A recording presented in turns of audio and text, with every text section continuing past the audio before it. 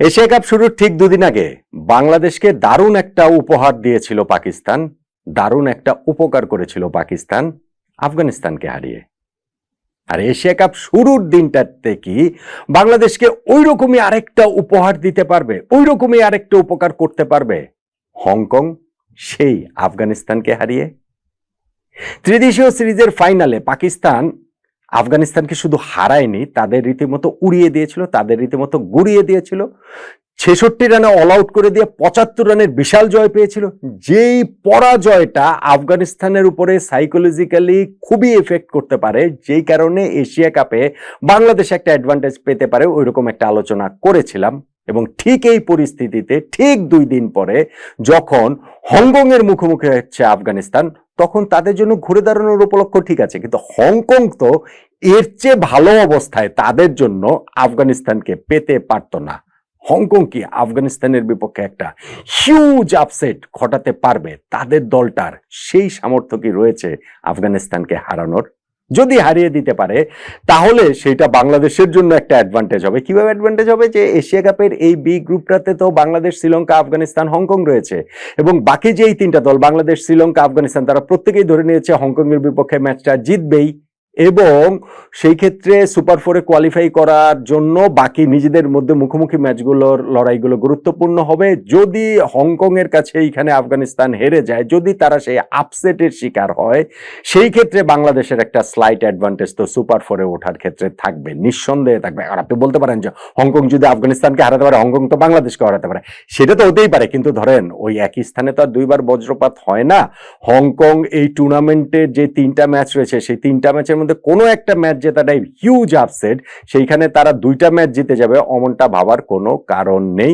প্রথম ম্যাচটাতেই সেই আপসেটটা বরং হয়ে গেলে বাংলাদেশের জন্য অবশ্যই একটুখানি সুবিধাজনক জায়গা তৈরি হবে। আফগানিস্তান, হংকং তারা পরস্পরের মুখোমুখি টি-20-তে হয়েছে ৫ বার। সেই ৫ বারের মধ্যে আফগানিস্তান ৩ বার জিতেছে, কিন্তু হংকংও তো ২ বার জিতেছে। আপনি যখন এই স্ট্যাটটা জানবেন তখন আপনার মনে হতে পারে যে এবারের এশিয়া কাপের প্রথম ম্যাচটাতে তাহলে আফগানিস্তান হংকং একটা শেয়ানে লড়াই হতে পারে। কিন্তু প্রবলেম হচ্ছে ওই দুই দলের যে মুখোমুখি ৫টি লড়াই, সেই সবগুলা ম্যাচই সেই ২০১৪, ২০১৫, ২০১৬ সালে, অর্থাৎ সেই ৯ বছর, ১০ বছর, ১১ বছর আগের ঘটনা, যখন আফগানিস্তান ঠিক আফগানিস্তান হয়ে ওঠেনি। সাম্প্রতিক সময়গুলোতে আফগানিস্তান এত দুর্দান্ত দল হয়ে উঠেছে লিমিটেড ওভার ক্রিকেটে, ওয়ানডেতে, স্পেশালি টি-20-তে। গতবারটা টি-20 ওয়ার্ল্ড কাপের তার সেমিফাইনালই খেললো গত বছর। ফলে এই দলটার পক্ষে এইবারও শিরোপা জয়ের এশিয়া কাপে সম্ভাবনাটা একেবারে রুলড আউট করে যায় না, সেইটা তারা শিরোপা জিততেই পারে। তাদের বিপক্ষে হংকং এর জেতাটা তাই আপসেট, হিউজ আপসেট। আমি তো মনে করি যে হংকং এর এখানে জেতার পার্সেন্টেজ, আচ্ছা পার্সেন্টেজ কত সেটা নয় ভিডিও শেষেই নয় বলছি, সো ওই পার্সেন্টেজটা খুবই কম নিঃসন্দেহে। আপসেট তো সেই কারণে বলছি, কিন্তু ক্রিকেটে তো আপসেট ঘটে, আপসেট যে ঘটে না বিষয়টা তো তেমন নয়। এখন আফগানিস্তানে তাদের যে জায়গাটা, দলটার ব্যাটিংটা ভালনারেবল, সেটা পাকিস্তানের বিপক্ষে ওই ট্রাই নেশনের ফাইনালটাতে ৬৬ রানে অল আউট হয়ে যাওয়াতে আমরা কিছুটা বুঝতে পারি। আমরা বুঝতে পারি যে এই দলটার টপ অর্ডার, স্পেশালি রহমানুল্লাহ গুরবাজের যে ফর্ম, সেটা চিন্তার বিষয়। ওই ট্রাই নেশনের পুরো টুর্নামেন্টে তিনি মাত্র ৯৮ রান করেছেন, সেটা ১১০-এর নিচে স্ট্রাইক রেটে। হ্যাঁ, তাদের দলটাতে ইব্রাহিম জাদরান, সেদেকুল্লাহ আর অটালের মতো ব্যাটসম্যান রয়েছে, স্টেডি ব্যাটসম্যান রয়েছে, কিন্তু রহমানুল্লাহ গুরবাজের জ্বলে ওঠাটা খুব গুরুত্বপূর্ণ। তা না হলে এই ব্যাটিং লাইন আপের খুব ভালো কিছু করা বা টুর্নামেন্টে ডিপ এন্ডে যাওয়াটা আসলে খুব কঠিন হয়ে যাবে। তবে আফগানিস্তানের মূল শক্তির জায়গায় তাদের বোলিং, অসাধারণ বোলিং লাইন আপ, অসাধারণ তাদের আসলে স্পিন অ্যাটাক। সেই স্পিন অ্যাটাকে রশিদ খান রয়েছেন, মোহাম্মদ নবী রয়েছেন, নূর আহমেদ রয়েছেন এবং গাজানফর রয়েছেন। এই যে স্পিন চতুষ্টয়, এই যে স্পিন কোয়াড্রেট, সেইটা পৃথিবীর যে কোনো দলেরই নাভিশ্বাস তুলে দেওয়ার জন্য যথেষ্ট।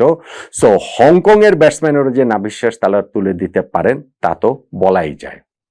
এই জায়গাটাতে আবার একটুখানি অ্যাডভান্টেজ বা ভালো জায়গা বা গ্লাসের অর্ধেক পূর্ণ ওইভাবে যদি দেখি বাংলাদেশের পার্সপেক্টিভ থেকে, সেটা কি? সেটা হচ্ছে খেলাটা হবে যে আবুধাবিতে, সেই আবুধাবির উইকেটে কিন্তু স্পিনটা তুলনামূলক একটু কম ধরে, ডেফিনেটলি দুবাইয়ের চেয়ে কম ধরে এবং আরো ডেফিনেটলি শারজার চেয়ে কম ধরে।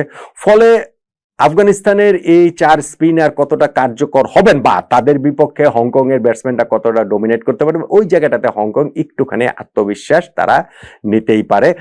আর তাদের যে 2 ওপেনার রয়েছে, সেই 2 ওপেনারে কিন্তু এই বছরে তাদের স্ট্রাইক রেট মোটামুটি 140 প্লাস 145 এর মতো এই জায়গাটাতে রয়েছে, এবং এই 2 ওপেনারই তাদের সেঞ্চুরিও, টি-20 সেঞ্চুরিও এই বছর রয়েছে।